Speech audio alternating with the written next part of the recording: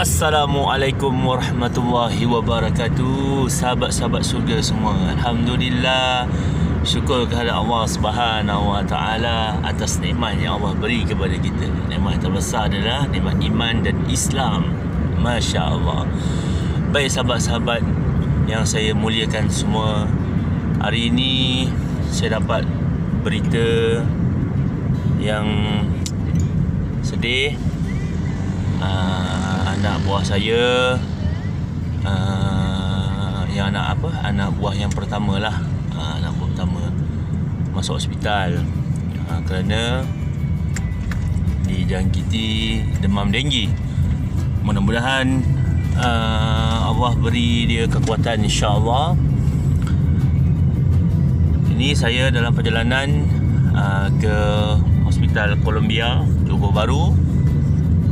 InsyaAllah sahabat-sahabat doakan untuk kesihatan anak buah saya. Semoga Allah beri dia kekuatan, kesihatan, kesembuhan dengan kadar segala, insyaAllah.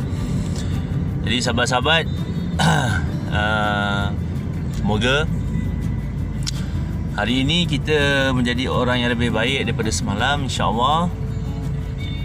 Jaga solat, selawat, insya-Allah, masya-Allah, salawat, jaga sahabat-sahabat selawat. Allahumma salli ala sayyidina Muhammad wa ala ali sayyidina Muhammad. Sesungguhnya orang yang berselawat kepada Nabi SAW, Allah berselawat atas kita. Makanya jaga selawat, insya-Allah. Okey, baik, kita menyusi perjalanan ke Hospital Columbia, insya-Allah. WhatsApp. Alhamdulillah sahabat-sahabat semua, alhamdulillah. InsyaAllah kita menghampiri Hospital Columbia. InsyaAllah sekitar 1-2 minit lagi di hadapan traffic light ni. Jadi alhamdulillah, dalam kehidupan kita ni sahabat, Allah nak uji kita daripada sebarang, maksudnya Allah uji kita daripada segala macam cara. Ada Allah uji kita melalui kesakitan, penyakit. Ada orang uji kita daripada anak-anak, ada orang uji daripada suami, ada kala Allah uji melalui isteri, ada kadang-kadang kala Allah uji melalui kawan-kawan, sahabat-sahabat.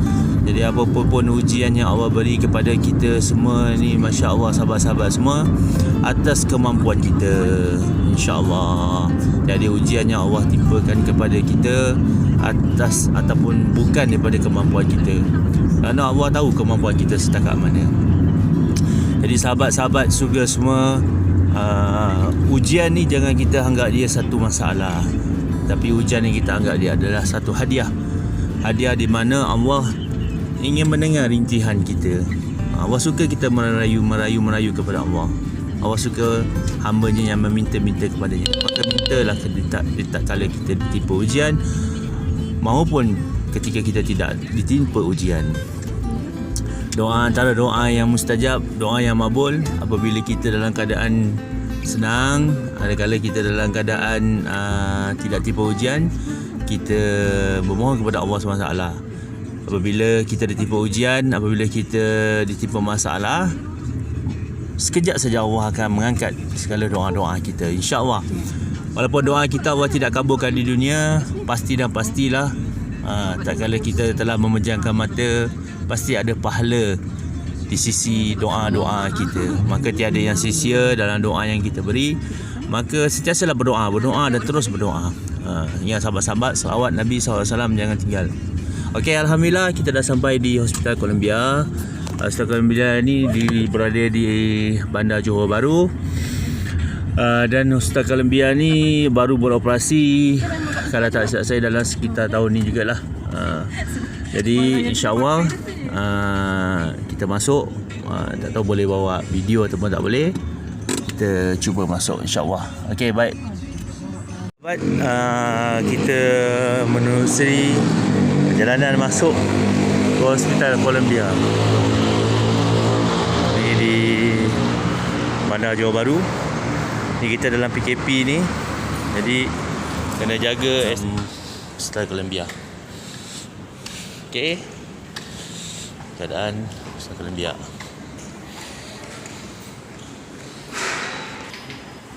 Okey sahabat-sahabat, kita masuk ke dalam lift.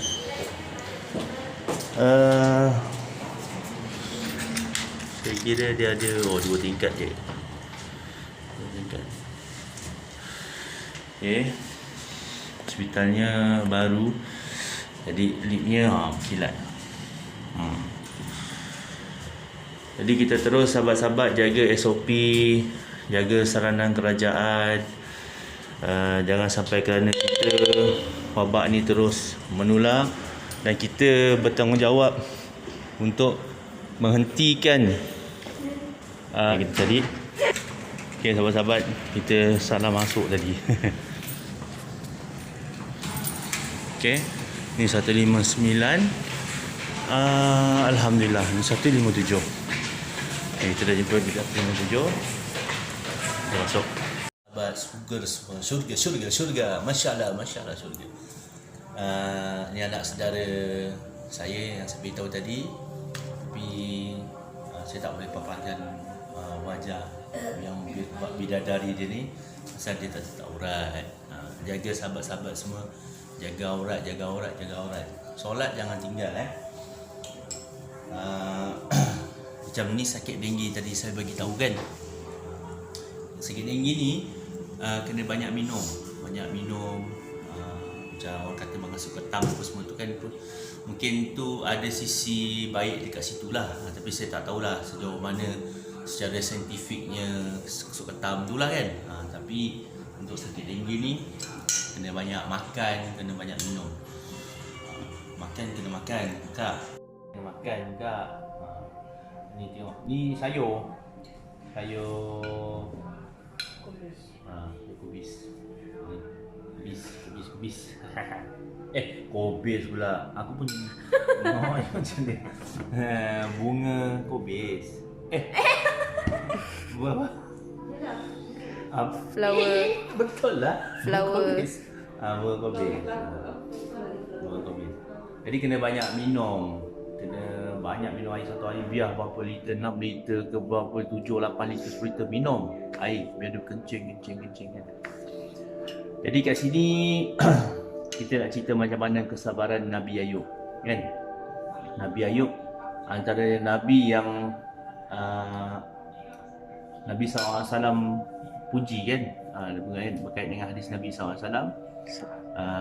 Nabi cakap apa, nanti di syurga nanti poster badan kita seperti bapa kita, iaitu Nabi Adam kan. Mukanya seperti indahnya wajah Nabi Yusuf, tapi hatinya, kata Nabi SAW, seperti hatinya Ayub kan. Maksudnya Nabi Ayub ni betapa hebat dia punya kesabaran, dia punya sifat tawaduk dia atas ujiannya Allah itu. Nabi Ayub alaihissalam berkahwin ketika Nabi Ayub berumur 30 tahun. 30 tahun, isteri dia, Aliyah dia 20 tahun. Diberi nikmat yang luar biasa kan.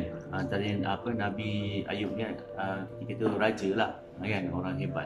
Situ kaya, penuh dengan penternakan, binatang yang banyak, hebat. Dikurniakan Allah Subhanahu Wa Taala zuriat seramai 12 orang, laki-laki 12 orang. Diberi pangkat dalam ketika itu kiranya seperti Perdana Menteri lah, pangkat kan, kuasa.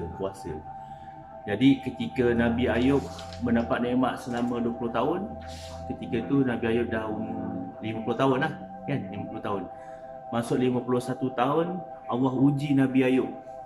Setelah 20 tahun mendapat nikmat, Allah uji Nabi Ayub dengan hanya 3 hari saja. Nabi Ayub diuji oleh Allah SWT. Hari pertama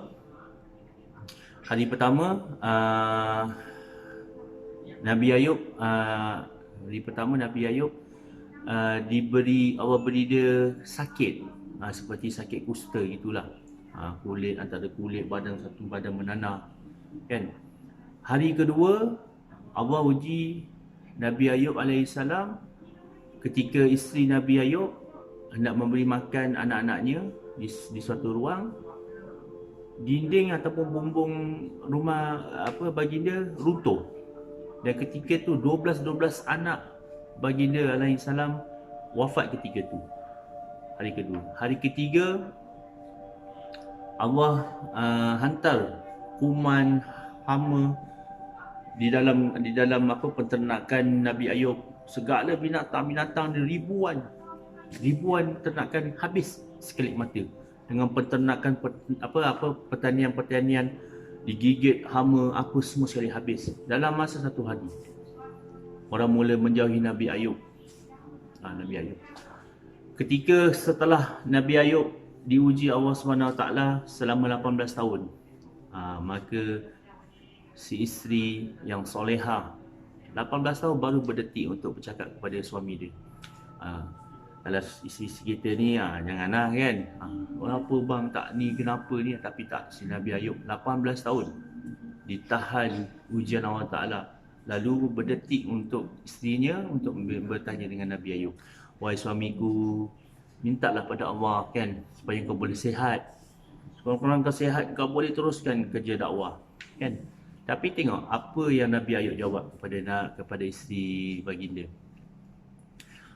Kita diberi nikmat 20 tahun, kata Nabi Ayub.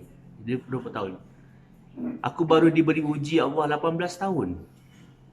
Maksudnya begitu santunnya Nabi Ayub atas ujian yang Allah beri kepada dia. Kan? Dipendekkan cerita, ketika Nabi Ayub dah diuji selama 20 tahun, maka Nabi Ayub pun berdoa kepada Allah dengan santunnya. Dekat sini sahabat-sahabat yang seni untuk kita berdoa kepada Allah Ta'ala. Seni. Maksudnya bukannya dia berdoa, ya Allah, apa ni, kenapa aku sakit, kenapa aku ni, kau bagilah aku sembuh. Itu biasa kita doa macam itu normally lah kan. Tapi Nabi Ayub dengan santun, ya Allah, aku ditimpa penyakit ya Allah. Kan? Sedang dia tahu yang datangkan sakit tu Allah kan. Tapi aku ditimpa penyakit ya Allah. Sungguh tawaduk dia minta dengan Allah SWT. Jadi Allah sembuhkan dia dengan timbulnya mata air daripada katil dia, timbul mata air, dan Allah perintahkan Nabi Ayub untuk mandi. Dan Nabi Ayub bersih dalam keadaan hilang semua dia punya penyakit-penyakit dia dengan sekelip mata. Satu hari Allah sembuhkan dia. Jadi Nabi Ayub keluar, orang semua terperanjat. Orang yang melarikan diri daripada dia pasal penyakit ni, dia berjangkit sahabat-sahabat beliau. Jadi banyak yang melarikan daripada dia. Nabi Ayub bersendirian dengan suaminya, dengan isterinya saja di rumah. Lalu orang semua berasa gembira tentang penyakit yang telah sembuh kepada Nabi Ayub.